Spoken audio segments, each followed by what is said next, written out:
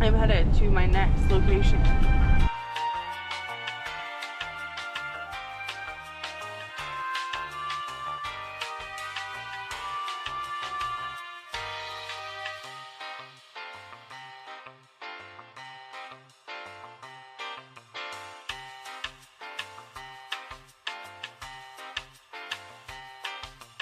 But yeah, I'm excited. It's in the Blue Ridge Mountains, which I love. I've never camped in the Blue Ridge Mountains. I've only driven through, but it's gorgeous. It's very like Smoky Mountain-esque kind of. So this is a town going up a hill inspired by Bavaria. So it's just a random little German town. Well, Bavarian technically, but you know, it's a random little German themed town in the middle of Georgia. And then there's a state park, Unicoi, I'm pretty sure that's how you pronounce it, but the state park that I'm going to be staying out for the next 2 days, I think, it just looks insane as well. So it's a big lodge. There's like archery and like zip lining and a restaurant. There's a bunch of stuff in the state park, so I'm excited for that. Huge lake with a big beach. Oh, there's a weird church up there. You couldn't see that. I don't know why I show you, but yeah, so it's just raining right now. Oh, but I'm gonna get there, I don't know, eventually. In 3.5 hours, I'm listening to Otherworld, one of my favorite podcasts that I need to catch up on. Plus, it's been a little spooky. Just the south, the rain, the dirt roads, everywhere I've been going, I'm just like a little creeped out always. I love it. So I'm listening to Otherworld, which is like a paranormal podcast. It's not strict, well, it is paranormal. It's not like, it's not the way you think of it though. It's not like just ghosts or just whatever. There's like stories about everything that's unexplainable. So it's like listening to the X-Files essentially. And I love the X-Files. That's that. I will see you when we get there. And so this, all of a sudden, this is totally outside of my realm of expertise or experience. This is something I've never experienced before, never even heard of before. I remember his prayer was very gentle, and it was very much like speaking to a child. It was intimate, and it was, you know, in a way, it wouldn't fit in some movie about an exorcism, you know. I currently live in Victoria, BC. I just moved. I currently am working, I guess, as a research assistant for some whale researchers here.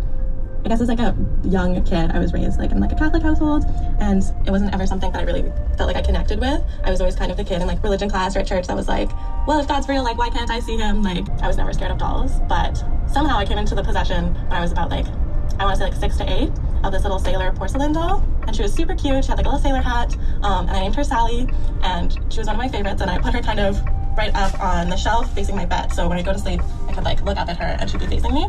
I don't know where this doll came from, and after like all of this went down, I asked parents, like, do you remember who gave me this doll? Because a lot of like the dolls I got came from past clients and just kind of like given gifts or from like other family members, and no one could remember where this doll was from. If the doll were to being got rid of, something bad was gonna happen. She was gonna be mad. I remember saying that to him. She was gonna be mad if you get rid of her. So that was always also just a little bit of tension between me and my dad of like, you don't believe me, but then also your kid's like screaming that a doll is going to be mad at her. Like, you're not gonna do anything about that. It's very easy to brush off. I would just get like this huge like feeling of dread and like fear that something bad was gonna happen if I got rid of this doll near me, and then like be in my room with it. All right, I went to the lodge because I didn't have the exact directions to the campsite itself. I didn't know which one, so they just checked me in there. So now we're headed back to the main road where I make a left and then a right. My car keeps telling me that there are things around me, which is kind of weird because there isn't. So I don't know if something's up with the sensor. So here's campgrounds. Now we are here, and I'm already checked in, but we're just gonna stop and recheck in to tell the lady either way, because she already called me. So this is a gorgeous little area. It truly does look like the Smoky Mountains, very similar to Gatlinburg area, which makes sense because it is like Blue Ridge Mountains are part of the Appalachian Mountains, I believe. Oh my gosh, there's like glamping down there, little set up tents. Yeah, I'm really excited to be here. I have like 2 days here. It was raining so much today that it took forever to actually get here. It was a little bit longer than I was hoping, just because the drive was like miserable, especially going through like Atlanta area. where there's already so much traffic, and then make that traffic, you know, go 10 miles an hour because it's like pouring rain for 30 minutes. I mean, it was raining consistently the whole time, but like, you know, the difference of like driving in rain versus like southern storm rain is it's a lot different. So camper check and still keep going straight up. All right. But yeah, I'm gonna go. The lady said she'll be here till 5. I just wasted some time in there.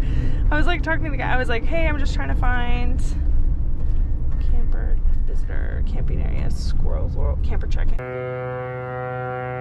Bruh. I gotta turn around now.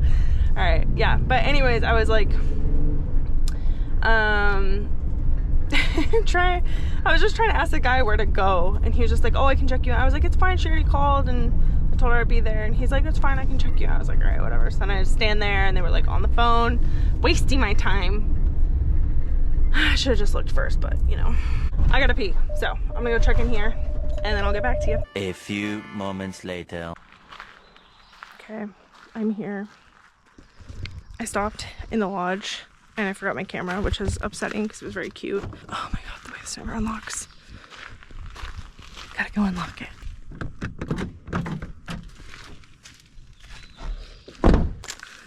Oh. I'm trying to talk quiet because there's people all around. But it's beautiful.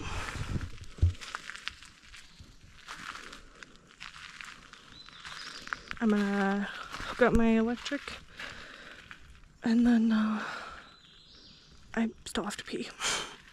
We'll go to the camp lodge and everything tomorrow, do a bunch of stuff around town.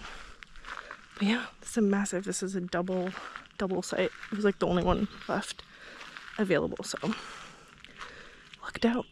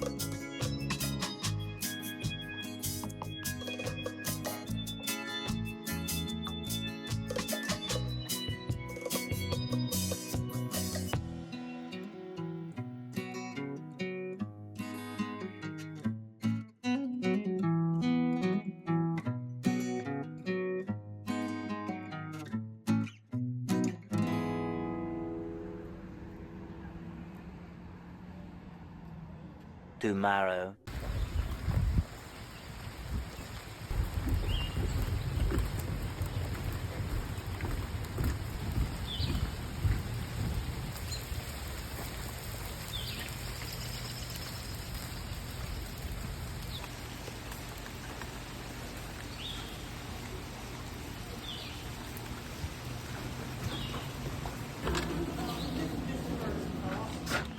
All right, y'all. Originally, I was going to put another, like, music montage here, but editing to music honestly takes forever, and also we just had one. So instead, I asked chat to help me help me get a summary for Unicoi, and they said, here's a polished, engaging voiceover summary for your YouTube segment.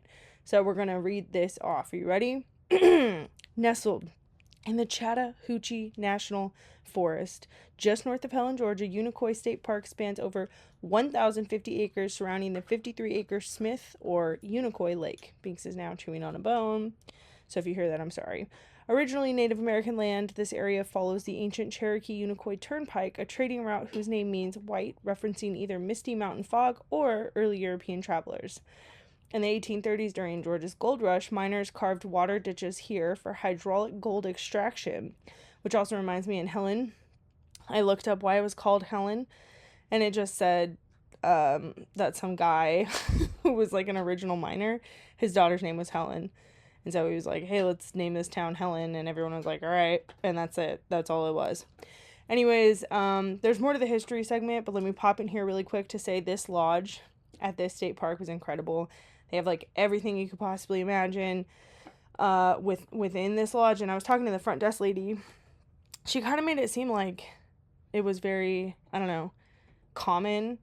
But I was like, man, this is the nicest state park I've ever been to. And you have a lodge like a national park does. And she's like, yeah. And I was like, all right. They don't all look like this. They don't have like a full hotel style lodge on site with archery and zip lining, a full restaurant. They have like the hotel level rooms. They have glamping. They have normal tents. They have walk-through tents. They have dual sites for like the buddy campsites, like how I have. Like, it has so much stuff. And then the trails around here are really nice too. Anyway, so the lodge is one side of this, and then what we're looking at now is the section that just has all the local wildlife in the area. And they hold like camps. I don't know if it's like a camp, but they hold like seminars for children. I don't know what it's called. Like, just they have events where they teach kids about nature. And so they have all these things out to touch, to go over like local shells, local bones, the local furs, all those things I've been touching around here. And then the rest of it is just all sponsored by the Friends of Unicoi State Park, which holds like crafting and like, I think they have like breakfast and stuff. They also give you free laundry at this place, also sponsored by the Friends of Unicoi. So you don't have to pay for anything. I just like this park definitely at the top. Sorry, I paused there because I'm just, I don't know, looking at it all again. I'm like, this place was hands down the best state park I've ever stayed at. I loved every second of it. It was like very, very relaxing. Okay. And then also I recorded this wolf because it reminded me of Binks. Look at that. All right, now to wrap it up for the rest of the summary, this site became Georgia's 18th state park in 1954. Initially small with only a visitor center and 8 campsites, Unicoi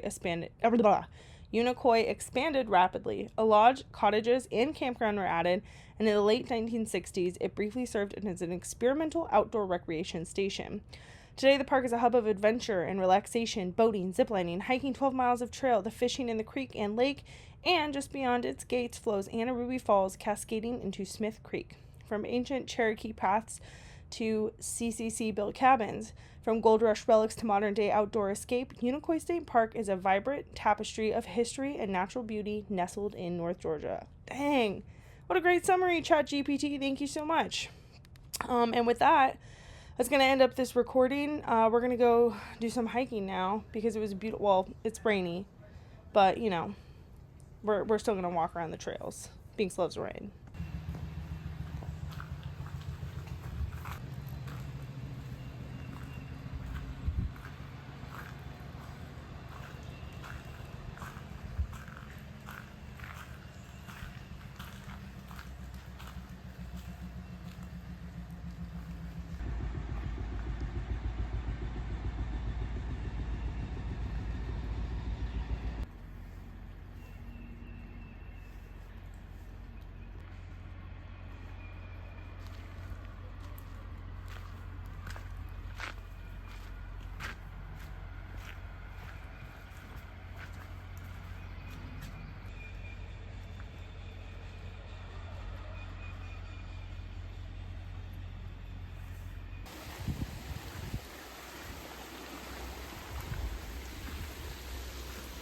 And we're popping back into the voiceover, and I hope you guys like it because this segment is hella long. Anyways, this is the Unicoi State Park, like actual lake, and there's a trail that goes all the way around it, which we will see in a little bit. But for now, we're gonna go back to town because I wanted breakfast, and I got Huddle House, and then I also got a piece of pie to go. I wanted to walk around some of the places that I didn't see the day before, and specifically the Village Witch, this little I don't know. What are they called? Metaphysical shops? Oh, the AC just came on again. Listen, I am inside my friend's like lake cabin in Minnesota, having a blast, having the time of my life, but the AC keeps going on and off, and it's very muffled sounding in here because there's a lot of like blankets, and I'm in a basement. Okay. I'm not explaining this well, but all that to say, I'm sorry if the quality of sound on this is terrible.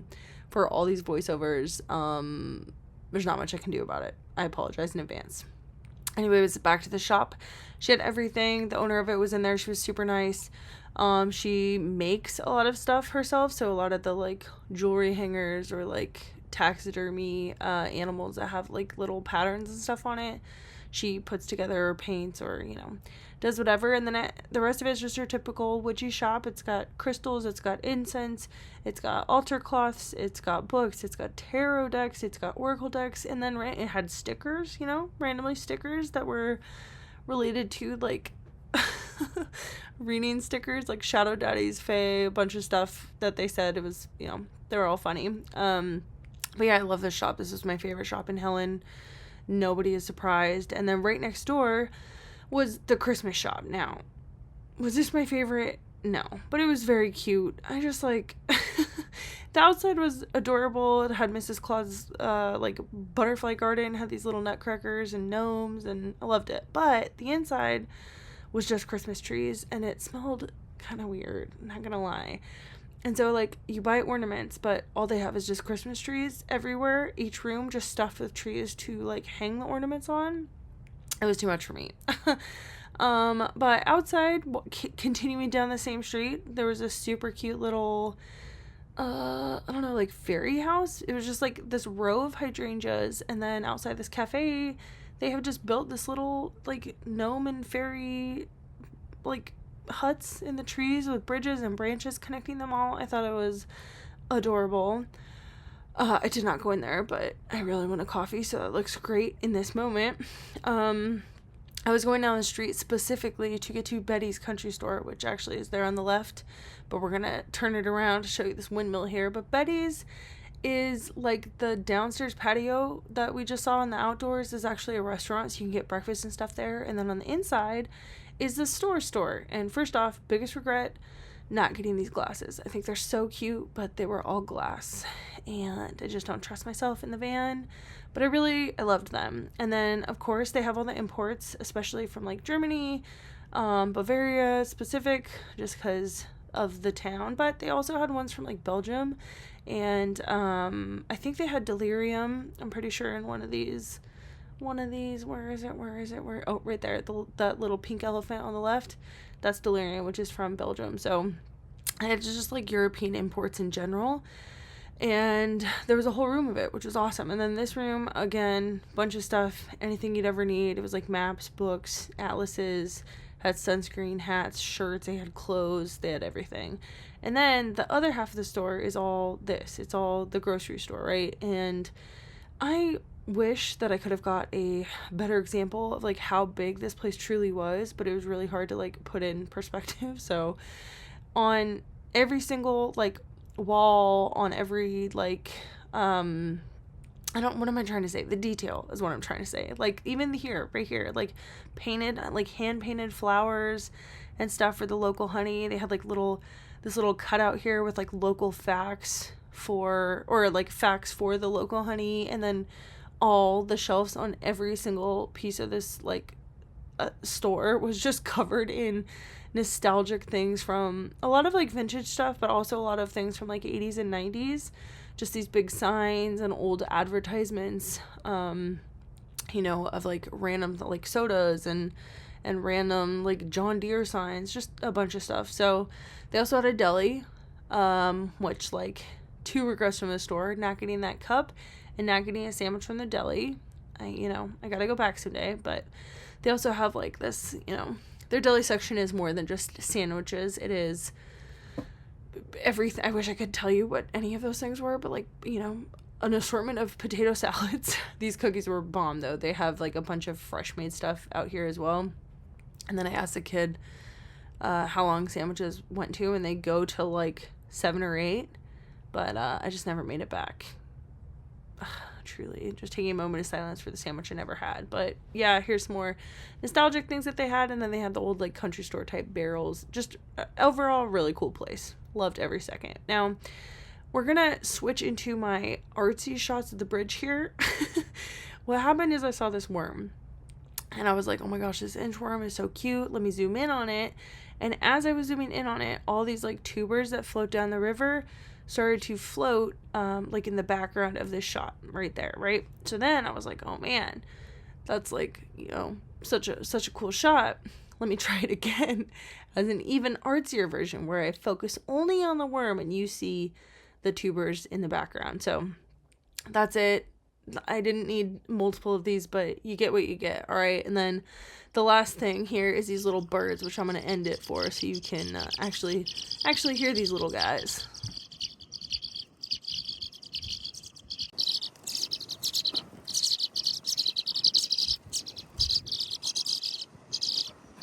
All right, I'm going to cut into this clip because it's just entirely too long. I filmed this bird for absolutely an insane amount of time. I'm actually going to cut the clip because I just thought he was like so cute and frowny, and then I start talking to him.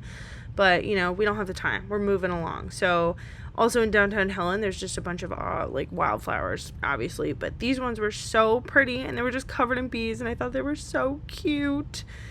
Beautiful day, beautiful town, but I actually went back to the park so that I could walk Binks around the entirety of the lake because it wasn't raining. So this is the same lake loop we saw earlier, just a little bit farther in.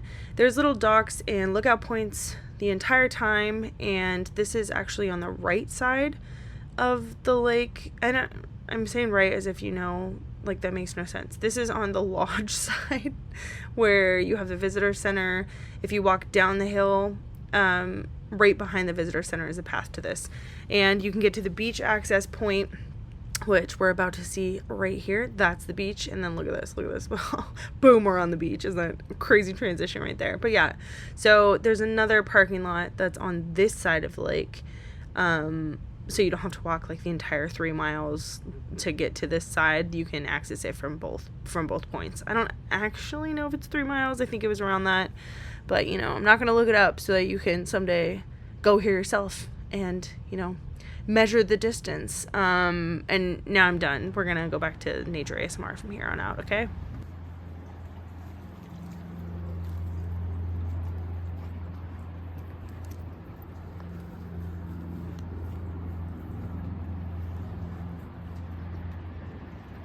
Hi, it's me again. I lied. We're back to tell you that some of this trail's on the road. That's it. I forgot to say it earlier. So when you're walking, you hit the actual like highway point, which is just strange. And then also, I guess I'll just keep going from here because I went to the lodge itself. Like at Unicoi State Park, they have the lodge side and they have the camping side. So this is a lodge, and I went into the Smith Creek Tavern to get myself some pizza and a beer after my little hike. And it was really cute, very nice. The staff was so friendly, and I did some homework and ate my food. And that's it. That's it. Hopefully we're done with the voiceovers like now. Okay, bye.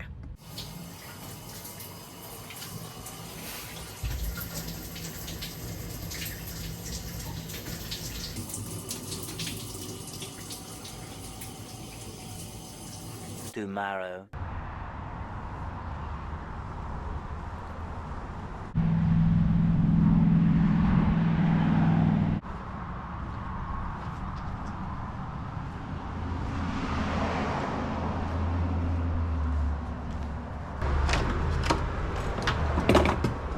Good morning. Hi. Are you guys doing tours today? Yes, we have tours every hour on the hour. The next one's at noon. Ooh, cows. Oh my god, all the strawberry stuff.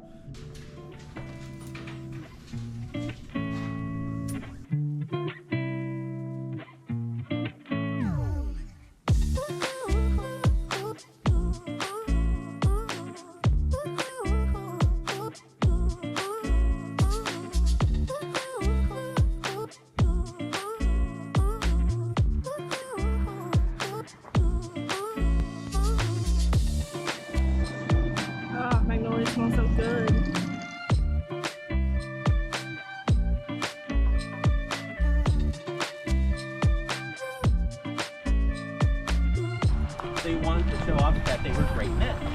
So what they did is they built large platform mounds like these for them to put their huts on top of and physically show that they were of a higher echelon society than all the commoners on the valley floor below them.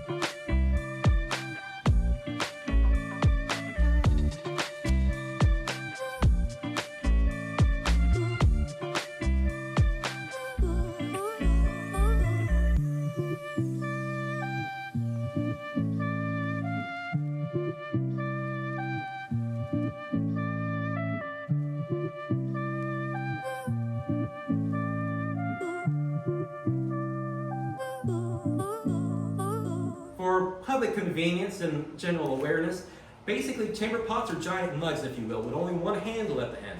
So if it's full of something that you don't want to touch, you can just pour it out and not worry about getting it over the other handle. But soup bowls will generally be full of hot soup. So it have two handles so you can hold it by the fingers and not worry about burning your hands. We tell that story because one of our docents here went to a family reunion to find that one of her family members bought a chamber pot at an antique store, did not know what it was for, and brought potato salad to the family reunion. So we just tell it as public convenience, the more you know.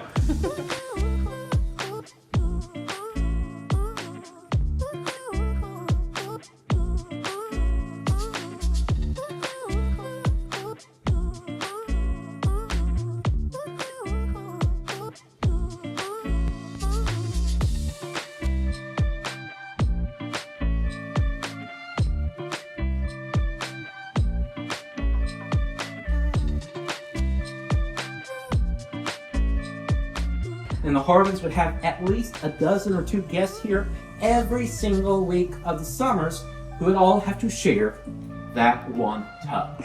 If you did not have a door on the exterior of your house dedicated just for the dead when someone passes away, well, they have no way to get out. They don't have a door. Their spirit would become trapped and slowly turn into a ghost and haunt that house, more specifically you, the owner of that house, for the rest of eternity.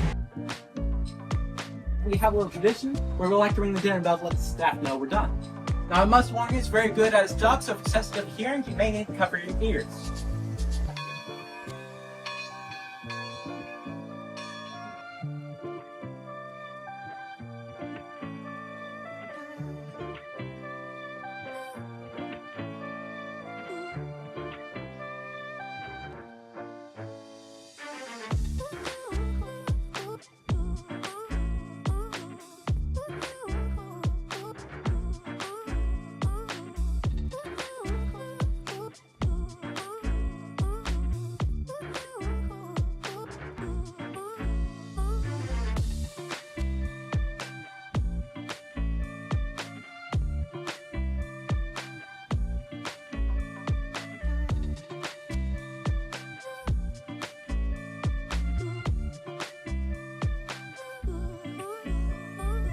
I have like 2 minutes left before this thing dies, but I'm about to leave the Hardman Farms historic site that I was at, and then I'm about to head back to Fort Walton Beach for the last time before I head out to the West Coast. So I just want to say goodbye because I always forget to do an outro. So here's like a really close-up, zoomed in fishbowl GoPro outro shot up my nose. And I appreciate you all so much. and I will be back next week, probably in a different state. Well, I'm currently in Georgia, so I mean I'm already in a different state, but I'll probably be in another different state. But there's a bunch of people behind me like leaving, so I'm just waiting for them to clear out so I can back this thing up. But yeah, I appreciate you all so much, and I love you all, and we are about to head on out and live our best lives in a fully different state for the next few months. I'm gonna go to Oregon for a while, and we're gonna explore a lot up there, probably go to Canada because I have a site up there that's part of my membership for camping, and then also probably a lot of places up through Oregon, Washington, maybe Northern California, and potentially Alaska. So we've got a lot of fun things. I'm going to where it's a little bit cooler for the summer before it gets super hot in Florida. And thank you so much for coming with me, and I will see you, I mean, in the next video. I don't know, I don't have a good outro. I will see you when I see you. It's kind of like rude. And I'll see you, you know what, I'll see you the next time you log on. All right, how's that? All right, goodbye.